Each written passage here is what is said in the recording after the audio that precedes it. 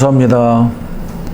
우리에게 맡기신 시대의 이 지상 명령이신 이 복음 땅끝까지 제자 삼는 일을 위해서 또 이렇게 귀한 말씀으로 저희들이 준비되게 할 수 있도록 은혜 주심을 감사합니다.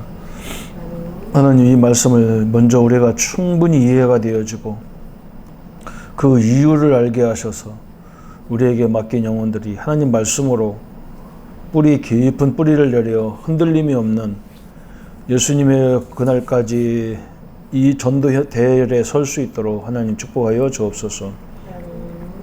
이 축복을 말하는 자가 복이 있게 하시고 이 말씀을 가진 자에게 사무엘처럼 그 말이 땅에 떨어지지 않는 하나님의 영광의 역사가 있고 이 땅에 재앙과 저주가 끊어지는 시대가 될 수 있도록 역사해 주옵소서. 오늘도 하나님께서 들을 수 있도록 또 깨닫고 볼 수 있도록 주님이 인도해 주옵소서.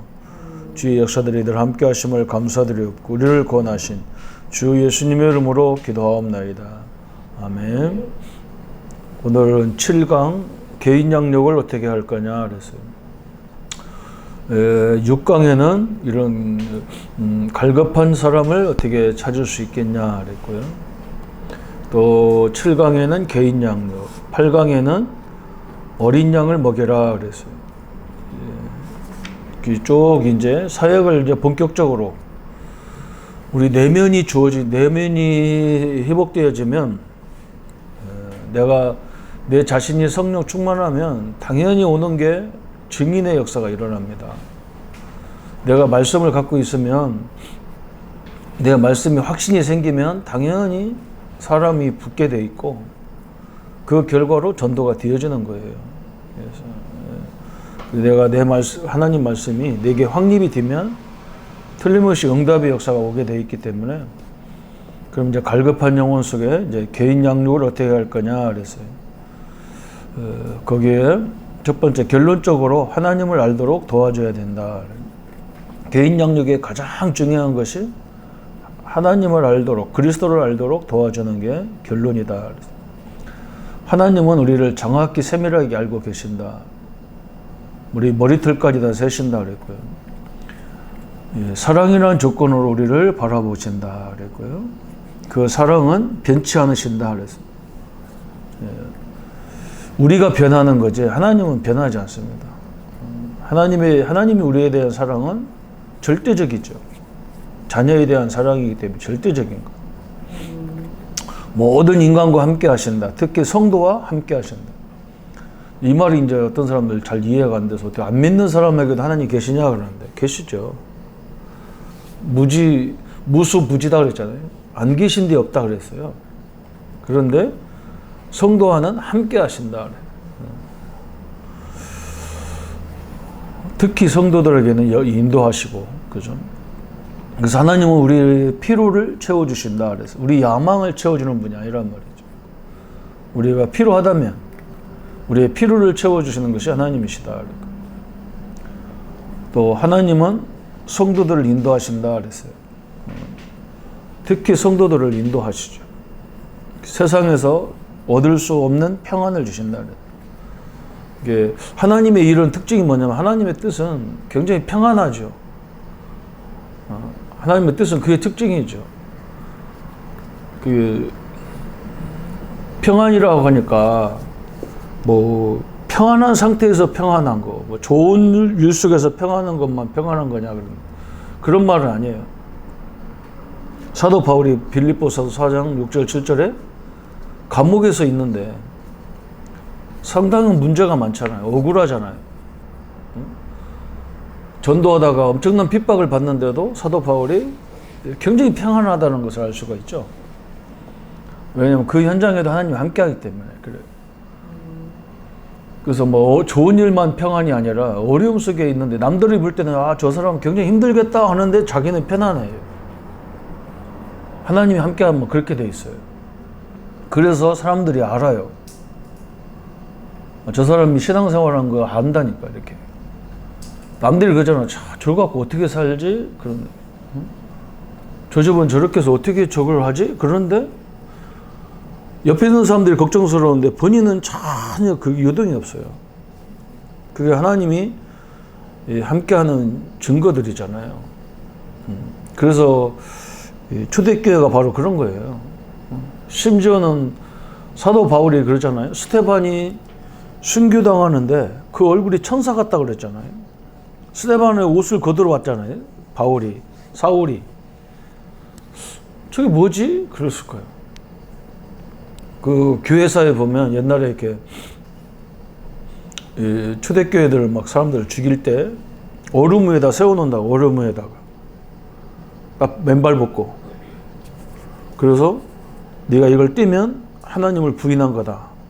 네가 그리스도를 부인한 거다. 그러겠다니까. 근데 사람들이 그 소리 듣기 싫어서 그 발바닥이 다 얼어서 냉동이 되는데도 붙이고 있어. 근데 오거지로 하는 게 아니라 그 얼굴이 막 천사같이 빛나는 거야. 근데 사람들이 다 막 희한하게 생각하는 거죠. 야, 이게 뭐지? 저 사람들은 죽어가면서도 웃어가며 죽고, 죽어가면서도 자기를 죽이는 사람을, 핍박하는 사람을 기도하고 가고 막 그러잖아요. 이게 하나님이 함께하는 것은요, 희한한 힘이 생기게 돼 있어요. 그건 참 희한한 일들이 벌어지는 거죠, 사실은. 그러면 이제 기초를 가르쳐야 되는데, 두 번째, 말씀을 묵상하도록 도와야 된다 그랬어요. 근데 암송을 일부러 시키려고 그러면 굉장히 어려워요. 은혜 받으면 외워지죠.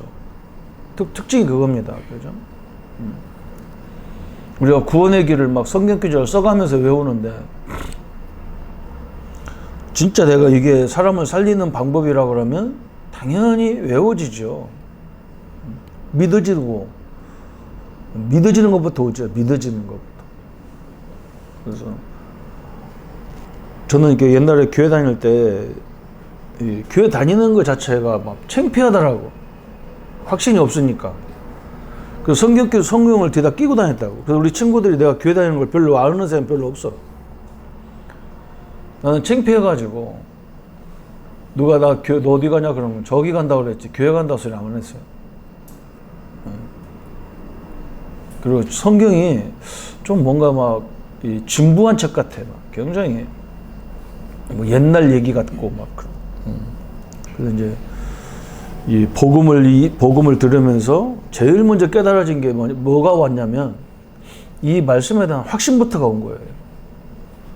나는 성경을 펴놓고 전도를 많이 했다니까. 성경을 펴서 구원의 길을 그냥 성경을 딱 펴놓고 이렇게 창세기 1장부터 구원의 길을 상대방에게 보여주면서 읽어주면서 같이 읽으면서 어떤 사람한테는 내가 읽어주고 어떤 사람한테는 같이 읽게만 젊은 애들은 같이 읽고 창세기 1장부터 나는 그 확신이 왔어요. 그게 참 희한한 거. 나는 그게 성령 충만 내 개인의 성령 체험이라고 생각하거든요. 이상하더라고. 나는 그때도 지금도 그 생각만 하면 이상한 거예요. 그냥 성경에 있는 걸 뭘 외워서 저렇게 해야 되냐 이런 생각이 들어왔다고. 성경이 가짜도 아니고 또 성경이 가짜라면 벌써 없어졌지. 성경이 가짜를 누가 들고 다니겠냐. 수천 년 동안 변함이 없는 성경을. 그러면 성경이 맞는 거지 내가 틀린 거지 성경이 맞는 거지 이런 생각이 딱 들어오면서 이제 복음 이제 역사가 이루어지는 건데 그때부터 성경을 펴놓고 얘기하는데도 내 능력이 아니더라고. 내가 믿을 때 막 귀신도 떠나고 막 그러더라고. 그래서 제가 한참 우리 성도들을 가르칠 때 뭐라고 가르쳤냐면 믿음 달라고 기도해라 그래서 많이 했어요.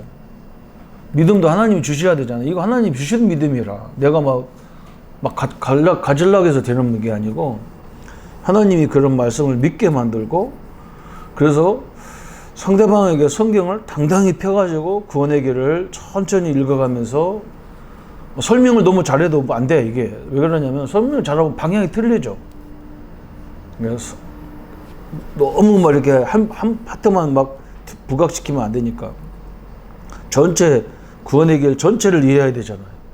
원래 인간 문제가 왔고 왜 그리스도가 해결을 됐고 예수 영접하면 어떻게 되느냐. 요 4가지 챕터를 이렇게 설명해야 되니까 천천히 이제 이렇게 설명할 때 이제 기적이 일어나더라고. 그래서 은혜를 받으면 믿어지고 은혜 받으면 외워지고 그런 게 되는 거죠. 그래서 암송의 의미부터 알려줘야죠. 말씀 붙잡고 기도하는, 묵상하는 의미. 첫 번째 보니까 그리스도를 닮아간다 그랬잖아요. 또 풍성한 삶을 누리도록 하는 거다 그랬어요. 우리가 하나님 말씀을 믿어질 때 굉장히 풍성하잖아요. 그리고 성경 안에 레퍼토리가 얼마나 많습니까? 그죠? 이걸 평생 반복해서 설명해야 될 문제죠. 또 성장하도록, 우리의 신앙을 성장하도록 돕는 것이다. 또 기쁨과 은혜를 받도록 하는 것이다.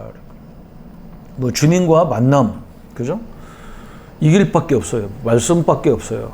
주님과 우리 주님을 만나는 방법이 말씀밖에 없죠. 그래서 성경이 없다 그러면 예수님이 뭘 가장 원했는지도 모르잖아요. 성경이 있기 때문에 알잖아요. 그죠? 사람들이 책 읽는 걸 굉장히 어려워하는 이유가 뭐냐면 그냥 책을 읽는다니까 어렵잖아요. 우리가 우리보다 수백 년 전에 앞선 사람들을 만나는 방법이 책이에요. 그래서 우리가 하나님을 만나는 방법이 책이 성경 말씀이라니까. 하나님 말씀을 받는다고 생각하면 되는데 내가 하나님 말씀을 읽는다고 하니까 굉장히 힘든 거죠. 말씀 묵상의 이유가 뭐냐? 대부분 말씀을 떠나 있다. 성도들이. 말씀의 근거를 갖고 있지 않아요. 또 말씀이 실천이 어렵다고 그래요. 어려운 것이 크게 실천하려니까 어려워요. 작은 것부터 해야 돼. 작은 것부터. 내가 할 수 있는 작은 것부터 해야 되죠. 그런데 실천하면 그 효과는 엄청난 거예요. 오병이어 역사가 일어나는 거예요. 홍해의 역사가 일어났잖아요. 모세가 하나님 말씀을 실천해서 지팡이를 하나님 말씀대로 홍해에 칠 때 홍해가 갈라져요. 또 말씀 묵상의 중요성이 뭐냐 그랬어요. 우리 이 세상에 영원한 것은 주의 말씀밖에 없다 그랬어요. 꽃도 마르고 풀도 시들지만 하나님 말씀은 영원하다. 베드로전서 1장 23절 같은 경우는 썩지 아니할 씨다 그래요. 썩지 아니야. 또 말씀을 만날 때, 말씀이 믿어질 때 막 심령이 살아나죠. 심령이 살아납니다. 내가 힘들다, 나는 안 된다, 이런 걸 막 묵상할 때 내가 나를 죽이잖아요. 하나님이 나와 함께 하기 때문에, 그죠? 나는 어떤 환경이 와도 상관없다 할 때 심정이 살아나죠, 심령이. 항상 소유하는 말씀이 있어야 된다. 그래서 마태복음 4장처럼 사단이 늘 공격하는 내용이 있거든요. 그래서 항상 말씀을 소유하는 것도 있어야 되고. 이것은 누구나 할 수 있고 누구나 해야 하기 때문이다 그랬어요.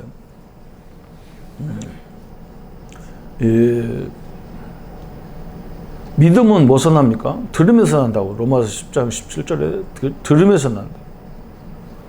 그게 중요하잖아요.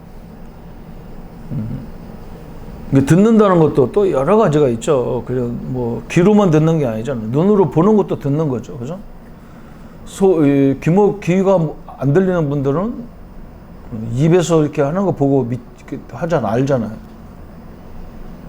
그러니까 믿음은 들으면서 난단 말이에요. 그래서 누구나 할 수 있는 거죠. 믿음은 공부해서 난다 그랬으면 우리가 배운 사람만 해야 되는데 이상하게 믿음은 들으면서 나기 때문에 누구나 할 수 있는 거예요. 그다음 말씀 묵상에 유익한 것이 뭐냐? 효과적인 증거를 할 수 있고 말씀이 마음에 고정되면 염려가 물러가죠. 특히 이게 물러가는 거예요.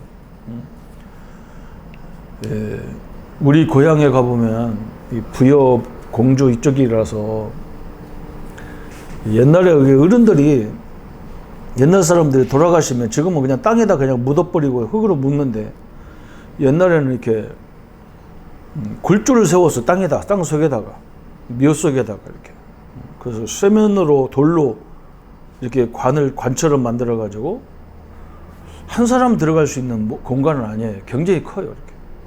석관묘 비슷하게 이렇게. 그래서 거기다가 흙을 덮었다고 이렇게. 예, 그 사람이 죽으면 이제 그 사람이 쓰던 유물 같은 것도 거기다 무에다 갖다 집어 넣어놓고, 그래서 이렇게 세면으로 딱 각지게 만들고 돌로 아니면 돌로 각지게 만들어놨다. 도굴꾼들이 그걸 찾으러 다니는 사람들이 옛날에는 되게 많았어요. 우리 어렸을 때만 해도. 그 뭘로 막 땅에다 찍으면 이제 막 바위 같은데 돌 같은데 딱 부닥칠 거 아니야. 그러면 파가지고 그 묘를 파가지고 거기서 보물만 가져가는 거예요. 이제 그런 게 있으니까 이제 우리 어릴 때는 이제 늘 지금처럼 막 이렇게 노는 게 별로 없잖아. 산 그런 데 가서 산에 가서 많이 논다고. 그럼 우리가 숨바꼭질 이런 거 하다 보면 막 숨어야 되잖아. 근데 우리 친구 하나가 그 굴 같은 게 있으니까 걸려 들어갔는 거예요. 들어갔는데 막 사람 뼈가 이렇게 해골하고 이렇게 뼈가 이런 것이 막 잔뜩 한 거예요. 얘는 막 칡뿌리인 줄 알고 칡인 줄 알고 하나 들고 나왔는데 보니까 이 사람 다리인지 손인지 이 몽둥이 하나 들고 나온 거예요. 딱 나와 보니까 막 이게 이상하잖아요. 나무가 아니고. 그냥 막 기절을 하더라고. 애들 다 도망가고 난리인 거예요. 막 그거 뼈 쳐다보자마자 무서워서. 근데 그때만 해도 우리는 교회 다닐 때라서 이상하게 뭐 이렇게 믿음도 없는데 그런 게 안 들여온 거야. 하나님 함께 한다는 생각은 늘 선생님들 그런 말 하니까. 그 들어가가지고 보니까 이렇게 사람 이 해골같이 이렇게 있더라고. 동그라는 게. 그래서 그걸 내가 들고 나왔다니까. 그러니까 애들 다 기절하고 도망가 난리 치는 거지. 그래서 내가 이 아래 이 턱뼈가 이게 분리되는 걸 내가 그때 알았다니까. 이게 걸려 있더라고 이렇게. 그게 빠져가지고 턱은 내려왔고. 친구들이 이상하다. 너는 어떻게 겁이 없냐 그러는데, 겁이 없었던 이유가 우리는 막 교회 가려면 막 산을 넘고 이렇게 가서 교회 가야 됐는데, 어릴 적 저녁에 뭐 그거 다니는데 그 겁날 게 뭐 있어요, 그죠? 하나님 믿는다는 게 좀 두려움도 없어지고 희한하더라고. 그래서 말씀을 만날 때 심령이 살아나고, 또 항상 소유하는 말씀, 누구나 할 수 있고 누구나 해야 되고, 또 마지막 네 번째 보니까 말씀 묵상에 유익한 거, 효과적인 증거를 할 수 있고, 말씀이 마음에 고정되면 염려, 두려움 이런 거 싹 물러가죠. 막말로 하나님 죽으면 천국 가는 건데 염려할 거 없던 거 없는 거죠. 살아있으면 바울처럼 복음 전하다 가는 것이고, 특히 죄를 이기게 되는 거죠. 죄를. 영의 양식이 된다 그랬어요. 내 영적인 양식이 말씀이죠. 또 안식을 얻게 되는 거예요. 진짜 하나님 말씀이 믿어지면 제일 먼저 오는 게 평안과 안식이에요. 그 마지막 결론에 암성의 열쇠가 뭐냐? 주님을 사랑해야 돼. 그래서 주님을 사랑하지 않으면 절대로 그 사람 말을 듣지 않죠. 은혜를 받아야 암성이 되어지죠. 그러면 은혜 받고 주님을 사랑하게 되면 주의 지시를 받게 되는 거죠. 이게 하나님의 법칙이잖아요. 그죠? 그래서 이 개인 양육의 가장 중요한 것은 뭐냐? 하나님을 알게 하는 거고, 또 그 하나님의 말씀을 내 마음에 제대로 두게 하는 거예요. 그게 가장 중요한 거죠. 말씀이 뿌리를 내려야 된단 말이에요. 근데 대부분 사람들은 말씀이 뿌리가 아니고 세상 것이 뿌리가 내려져 있다고. 창세기 3장이 딱 뿌리가 내려져 있다고. 그래서 우리는 늘 뭐 할 때마다 그 생각이 아니라 이건 내 생각일 수 있단 말이에요. 내 생각일 수. 이건 내 말일 수가 있단 말이죠. 하나님의 뜻이 아닐 수가 있단 말이죠. 그걸 우리가 늘 고민해야 돼요. 그냥 무작정 우리가 뭐 하나님의 뜻을 우리 이해하기가 힘들잖아요. 7명의 렘넌트를 보더라도 뭐 그렇게 어려운 것이 하나님의 뜻이라 그러면 누가 이해하겠습니까? 그렇죠? 근데 그걸 응답을 받아본 사람은 이해가 가죠. 말씀 속에서 우리가 그 응답을 찾아가는 거죠. 그러니까 오늘 잘 교육시켜야 할 게 뭐냐면, 이제 하나님 말씀 구조가 예수 믿으면 뭐 뭐든지 잘 된다, 막 이런 생각은 육신적으로 막 그런 생각을 갖는 거예요. 물론 그런 경우가 많지요.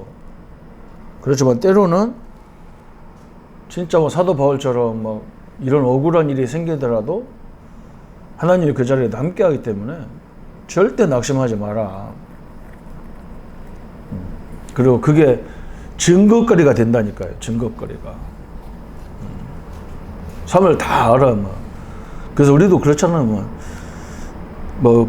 돈 많은 사람이 평안하다 그러면, 아이고, 뭐, 그런 환경 속에서 평안하지 못하면 죽어야지 이러잖아요.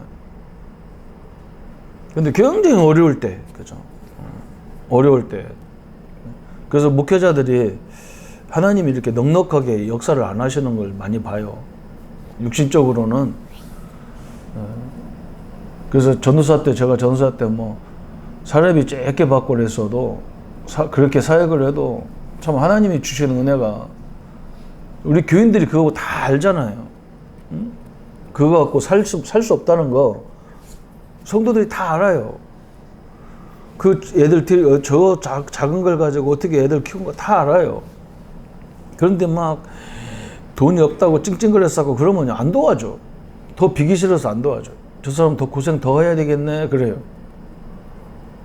근데 뭐 그렇게 막 쪼달리는 것 같은데도 막 굉장히 뭐 이렇게 평안하게 사역할 때가 있어요. 그러면요, 다 성도들이 알아서 이렇게 서로 막 돕고 싶은 마음이 생기잖아요. 그죠? 선교사님들도 마찬가지예요. 선교사님들도 와서 어려운 게 다 당연하잖아요. 거기다 뭐 1억을 준들 뭐 그게 부족하고 그게 넉넉하겠냐고. 다 아는데 막 와가지고 막 죽는 소리 했었고 그러면요, 주고 싶은 마음도 없어져 버리잖아. 마찬가지예요. 전도도 똑같아요. 다 압니다. 그런데 이상한 거예요. 저 사람들이 볼 때는. 나보다 훨씬 좋은 조건이 아닌데 저 사람은 뭔가 평안이 있단 말이에요. 우리 하나님이 그렇게 우리들 증거를 만드는 거예요. 요셉이 하는 거 보세요. 쟤는 뭐 때문에 저렇게 말이야. 기뻐가지고 저렇게 일을 할까. 보디발이 그걸 본 거지. 아니, 보디발보다 똑똑하다고 봤겠냐고, 요셉이. 아니거든. 나하고 신분이 완전 다른 거잖아. 저건 완전 노예. 저건 그냥 물건이, 한마디로 말하면 노예는. 근데 저게 이렇게 평안한 거예요, 사람이. 그래서 거꾸로 불신자들이 고백했잖아. 너같이 하나님의 신에 감동된 사람을, 너 같은 하나님의 사람을 본지 못했다, 이렇게 고백하잖아. 그게 굉장히 중요한 거죠. 그래서 우리가 은혜가 안 되면 사람은 자꾸 염려, 걱정, 불평만 나올 수밖에 없어요. 하나님을 못 누리는 거죠. 나와 함께한 하나님을 못 누리면 늘 나오는 게 불평, 불만 나올 수밖에 없어요. 그죠? 근데 내가 하나님을 누리면 내 환경 조건이 어땠건 상관없어요. 막 감사가 되고 기쁨이 되고 막 그러죠. 그때는 우리가 막 이제 막, 응? 야, 저것도 배우고 싶다, 저것도 알고 싶다 그러잖아요. 그죠? 다락방 와서 제가 훈련 받으면서 우리 교단이 얼마나 어려움 많습니까? 근데 이 목사님을 보면서 그런 문제에 유동을 치지 않더라고요.